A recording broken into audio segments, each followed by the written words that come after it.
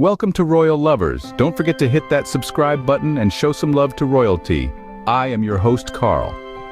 Today, we're journeying to the heart of Windsor, to a property steeped in royal history yet shrouded in contemporary controversy, Frogmore Cottage.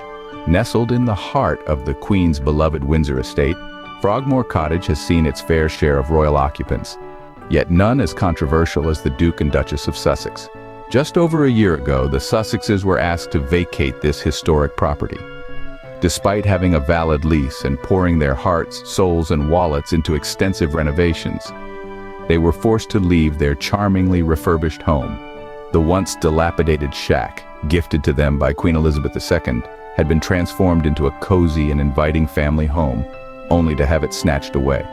The eviction came as a shock, not only to the Sussexes but to royal watchers around the globe. Frogmore Cottage, once a symbol of the Sussexes' new life within the monarchy, was now a stark reminder of their strained relationship with the royal family. The eviction was not without its controversies, with rumors swirling that the property was to be given to Prince Andrew. Despite the buzz, the expected new tenant never moved in. Instead, Frogmore Cottage has sat empty, a silent testament to the tumultuous events of the past year. The once bustling home, filled with the laughter of young Archie and the hopes of a young couple, now stands silent and unoccupied. The question on everyone's lips: why is Frogmore Cottage still empty? Despite King Charles's grand plans of renting out royal properties, why does Frogmore still stand vacant? Is it a case of royal pettiness, or is there more to the story than meets the eye? One thing's for certain: the tale of Frogmore Cottage and its empty halls is far from over. As we delve further into this royal saga, we're left with more questions than answers. But for now, we leave you with this: Frogmore is still sitting empty, a year after the Sussexes were evicted. In the royal world, the focus on Frogmore specifically is all about the Sussexes, and the British media's gloating that the Sussexes were evicted out of spite. But let's take a step back and look at the bigger picture.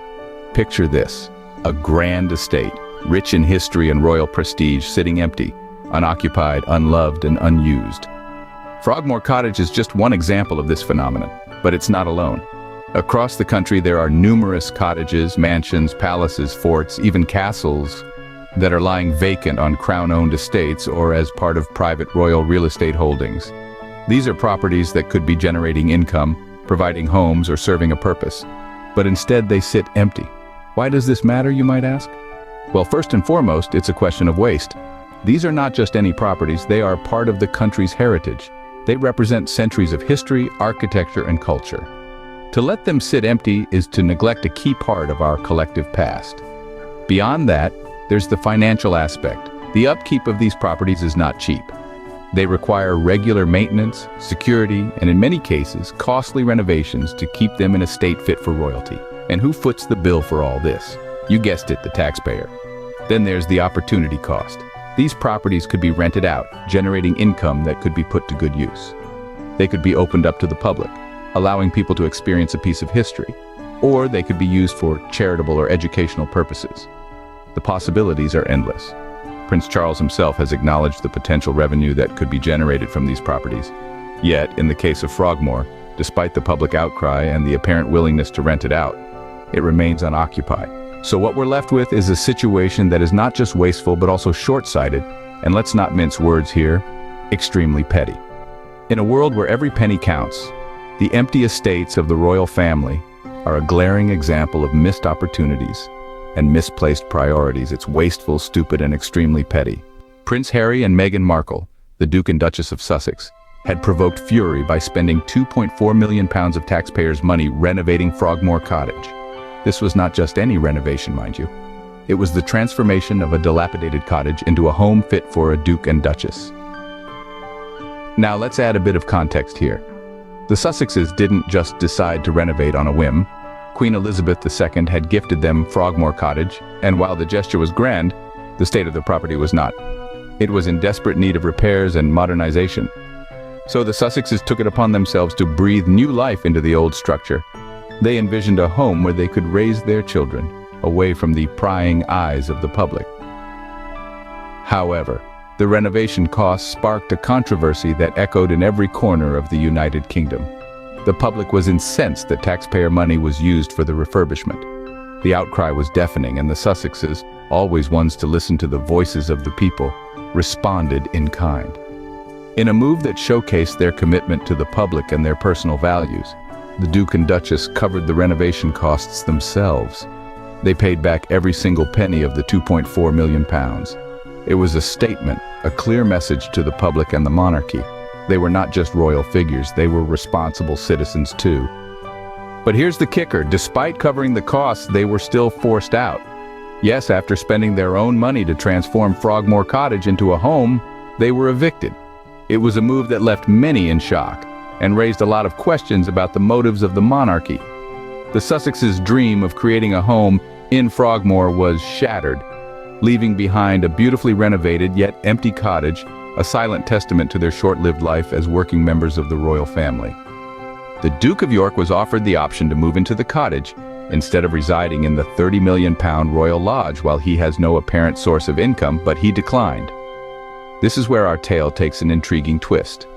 Prince Andrew, the Duke of York, was presented with an opportunity to shift his residence to Frogmore Cottage, but he chose to decline, preferring to stay put in the grandeur of the royal lodge.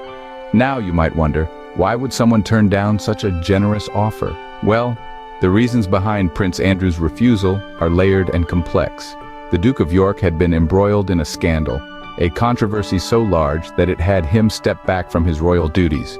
His friendship with the convicted pedophile, Jeffrey Epstein, had cast a dark shadow over his reputation, causing a stir within royal circles and the public alike. Prince Andrew's decision to decline the offer to move into Frogmore Cottage might be seen as an attempt to maintain a low profile to distance himself from the limelight that often shines brightly on the royal family. The 30-room Windsor mansion, the Royal Lodge, provided him with the privacy and seclusion he may have sought during this turbulent period. Moreover, moving into Frogmore Cottage would have meant stepping into a home freshly vacated by the Duke and Duchess of Sussex. This would have inevitably drawn comparisons and sparked conversations, potentially directing more attention towards him at a time when he was already under scrutiny.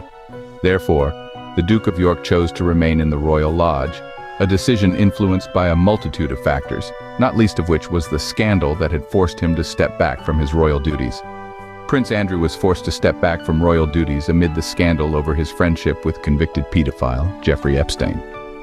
Thus, Frogmore Cottage remained empty, a silent witness to the unfolding drama within the royal family. But yesterday, a Buckingham Palace spokesman confirmed that Frogmore is still empty as they detailed the annual sovereign grant report, which sets out how the monarchy is funded by taxpayers.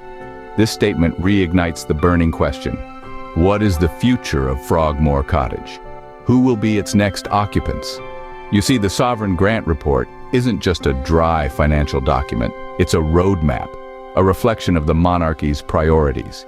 It's where the taxpayers' hard-earned money is allocated, and as it stands, Frogmore Cottage is a vacant asset, an empty home that's seen its fair share of controversy, a property that holds within its walls a narrative of royalty, rebellion, and now, uncertainty. The future of Frogmore Cottage is as enigmatic as the monarchy itself. Its next occupant could be anyone from the royal family, or perhaps it could be rented out to private individuals, injecting some much-needed funds back into the royal coffers. It's a dance of diplomacy, a game of chess where every move is carefully calculated for maximum benefit. And Frogmore Cottage is a pawn in this grand game.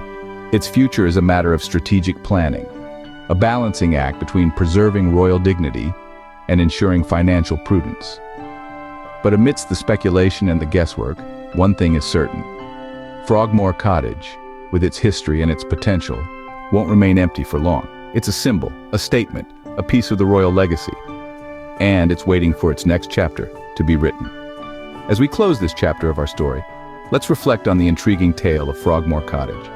From its royal residence to its controversial renovations, and now, its uncertain future. It's a tale that continues to evolve, much like the monarchy itself. Thank you everyone for watching the video. Remember to show some love by subscribing and sharing the video. Don't forget to leave a comment. Thank you. I am your loyal host, Carl.